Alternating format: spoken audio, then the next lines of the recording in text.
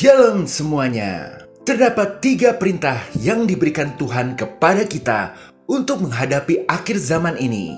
3 perintah ini bukan hanya sekedar sebagai petunjuk hidup belaka, melainkan sebagai suatu tugas yang harus kita laksanakan sampai kapanpun juga. Ketiga perintah ini dapat kita temukan di akhir kitab 1 Tesalonika pasal 5, di mana pada awal pasal ini kita disuguhkan dengan gambaran yang dahsyat tentang kedatangan hari Tuhan, bahwa seperti pencuri yang muncul di tengah malam, hari Tuhan itu akan datang secara tak terduga dan akan mengguncang dunia ini dengan kuasa yang luar biasa. Dan di akhir pasal tersebut terdapat 3 perintah Tuhan untuk kita taati sebagai panggilan bagi kita untuk hidup berjaga-jaga dengan penuh pengharapan dan persiapan di akhir zaman ini. Berikut adalah 3 perintah Tuhan dan cara menaatinya untuk menghadapi akhir zaman sehingga kita bisa keluar menjadi lebih dari seorang pemenang pada saat hari Tuhan tiba. Haleluya. Amin. Perintah 1. Bersukacitalah senantiasa. 1 Tesalonika 5 ayat 16 tertulis, bersukacitalah senantiasa. Tuhan memerintahkan kita bahwa apapun yang terjadi, kita harus selalu bersukacita dalam menjalani hidup di akhir zaman ini. Terdengar mudah, tapi kenyataannya sulit untuk dilakukan. Karena apakah kesedihan itu merupakan sebuah dosa? Apakah sepanjang hari kita harus selalu menunjukkan wajah gembira? Apakah sepanjang hari kita harus berjalan sambil melompat-lompat bagaikan kelinci yang gembira? Apakah kita harus terus-menerus menyangkal perasaan sedih, tertekan, bahkan depresi saat menghadapi berbagai masalah kehidupan? Apakah kita harus terus tertawa ketika mendapati harapan yang gagal tercapai? Jawabnya adalah bersukacita senantiasa. Bukan berarti kita harus terus-menerus memasang wajah gembira, berjalan sambil melompat-lompat atau menolak rasa sedih. Melainkan ini berarti kita diingatkan untuk selalu melihat kebaikan Tuhan dalam hidup kita, bahkan di tengah-tengah penderitaan dan kesulitan. Sehingga akan ada rasa bahagia, harapan, dan kekuatan muncul dalam hati kita. Kesedihan sendiri itu bukanlah sebuah dosa, karena Yesus sendiri pernah sedih hingga menangis. Kita baca dalam Yohanes 11 ayat 35. Maka menangislah Yesus. Dan di sepanjang Alkitab, terutama di Mazmur, banyak sekali kita melihat berbagai ayat mengenai kesedihan.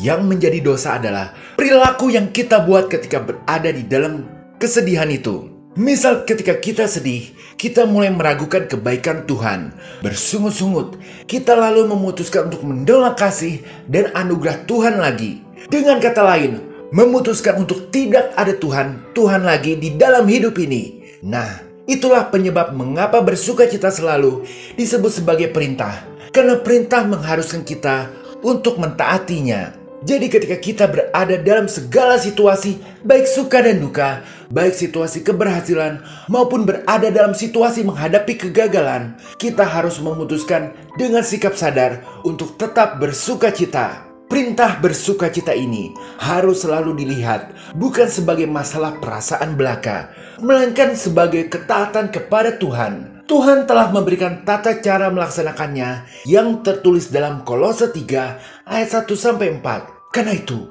kalau kamu dibangkitkan bersama dengan Kristus, carilah perkara yang di atas, di mana Kristus ada, duduk di sebelah kanan Allah. Pikirkanlah perkara yang di atas, bukan yang di bumi, sebab kamu telah mati, dan hidupmu tersembunyi bersama dengan Kristus di dalam Allah. Apabila Kristus yang adalah hidup kita menyatakan diri kelak, kamu pun menyatakan diri bersama dengan Dia dalam kemuliaan. Perhatikan kalimat pikirkan perkara yang di atas. Jadi ketika Anda sekarang mungkin sedang mengalami sakit, masalah keuangan, disakiti orang, kehilangan pekerjaan, ataupun merasa sedang kalut pikiran, segera taat dengan cara langsung memikirkan perkara yang di atas. Pikirkan tentang Tuhan Yesus yang telah begitu baik selama ini dalam hidup kita.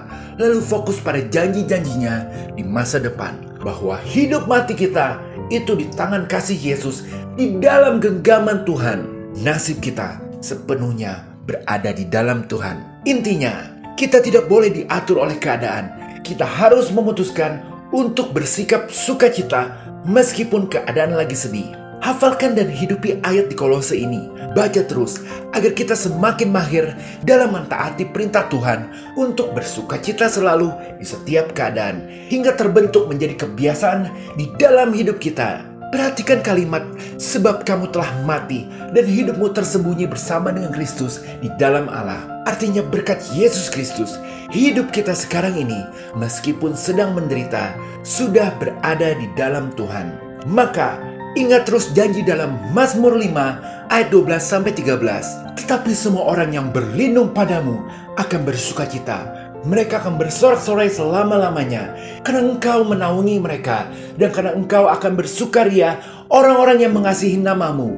Sebab Engkaulah yang memberkati orang benar, ya Tuhan, Engkau memagari dia dengan anugerah-Mu seperti perisai. Bertahanlah, karena nantinya Tuhan akan memberkati hidup Anda sebagai orang benar. Tuhan akan memagari hidup Anda dengan anugerah seperti perisai. Sekali lagi, terdengar mudah, tapi kenyataannya sulit untuk dilakukan. Tapi puji Tuhan, sukacita adalah salah satu buah Roh Kudus. Jadi kita bisa mengandalkan Roh Kudus yang akan memampukan kita untuk bisa bersukacita selalu. Istilahnya adalah berjalan dalam roh, bukan dengan daging. Berjalan dalam roh artinya kita harus membiarkan hidup kita berjalan sesuai dengan perintah Tuhan. Jadi ini adalah perintah pertama kita dalam menghadapi akhir zaman, yaitu bersukacitalah selalu. Karena sukacita yang datang dari Tuhan memberi kita kekuatan untuk bertahan dalam segala cobaan. Lalu selanjutnya kita masuk dalam perintah 2, tetaplah berdoa. 1 Tesalonika 5 ayat 17, tetaplah berdoa. Selanjutnya Tuhan memerintahkan kita untuk berdoa tiada henti atau berdoa tidak jemu-jemu. Karena doa adalah komunikasi kita kepada Tuhan, dan melalui doa kita dapat mendekat untuk mencari bimbingan, hikmat, dan kekuatan dari Tuhan.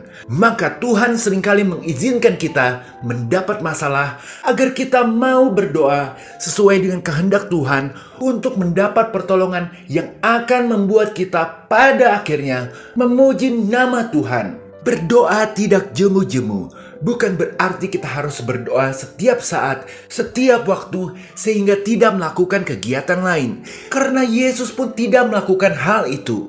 Melainkan kita harus berdoa dengan sering dan tekun hingga menjadi sebuah kebiasaan. Pertama-tama, kita harus menyadari bahwa kita itu memiliki kebutuhan untuk terus bisa terkoneksi dengan Tuhan lewat doa. Lalu pada setiap ada kesempatan, kita bisa mengucapkan doa-doa singkat, baik itu untuk orang yang Anda kasihi ataupun orang yang Anda tiba-tiba teringat. Sediakan waktu untuk membaca Alkitab, lalu mendoakan ayat-ayat yang merema dalam hati Anda.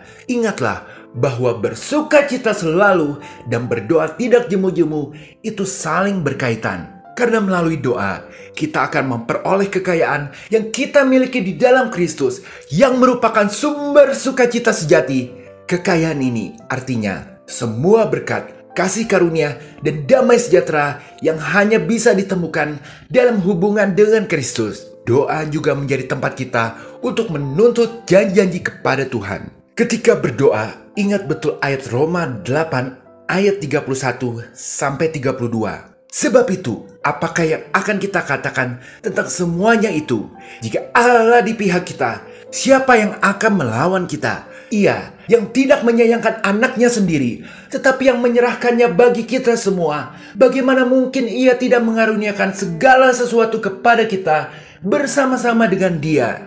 Jadikan ayat ini sebagai dasar keyakinan iman Anda ketika berdoa, bahwa ketika kita menerima Yesus sebagai Tuhan dan Juru Selamat, maka kita berada di pihak Tuhan. Kita berdoa dengan percaya bahwa Tuhan akan selalu ada untuk kita, karena Tuhan yang tidak menyayangkan anaknya sendiri, tapi yang menyerahkannya bagi kita semua. Bagaimana mungkin Ia tidak mengaruniakan segala sesuatu kepada kita bersama-sama dengan Dia? Lalu yang paling penting adalah kita harus memiliki sikap kerendahan hati.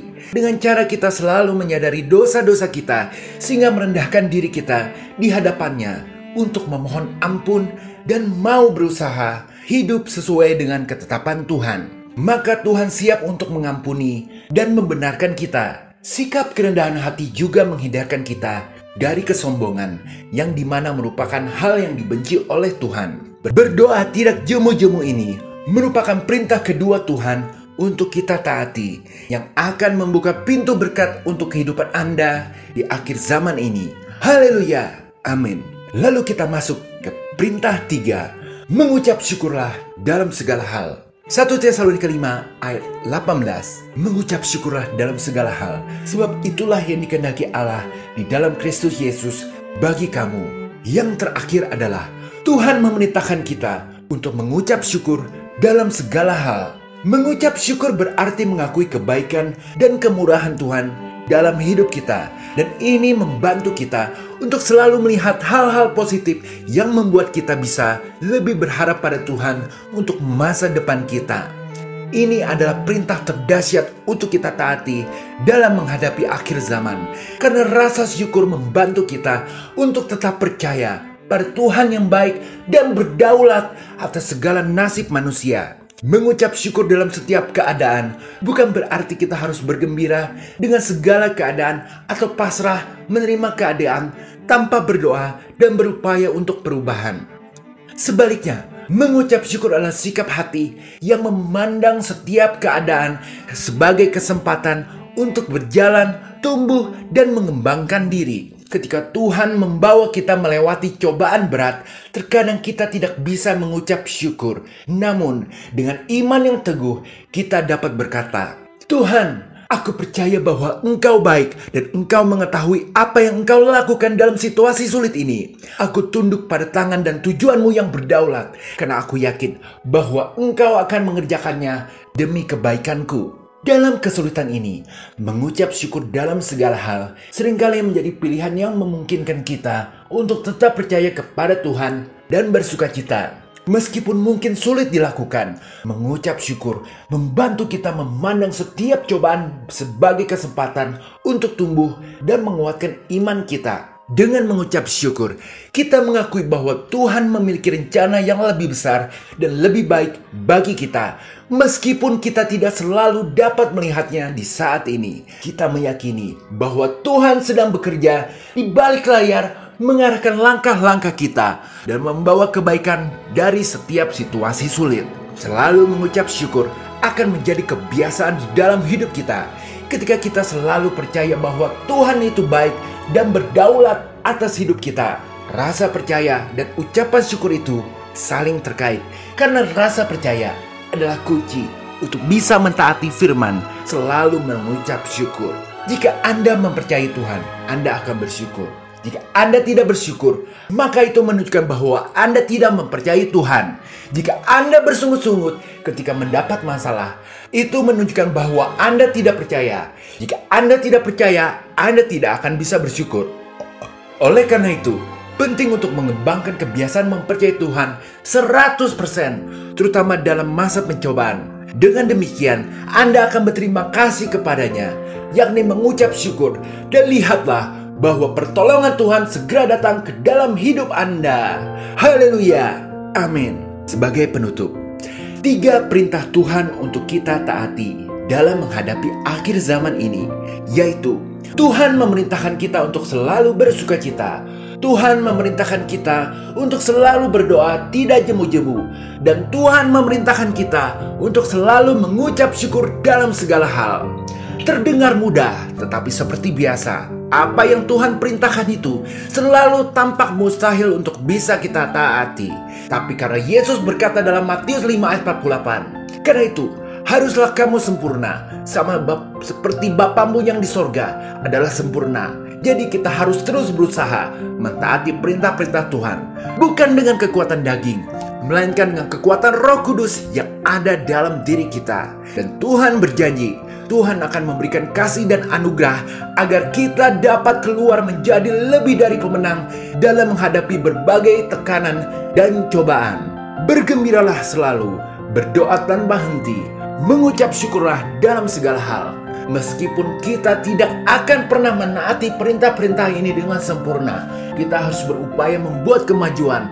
Karena inilah yang dikehendaki Tuhan Yesus bagi kita semua di dalam Kristus.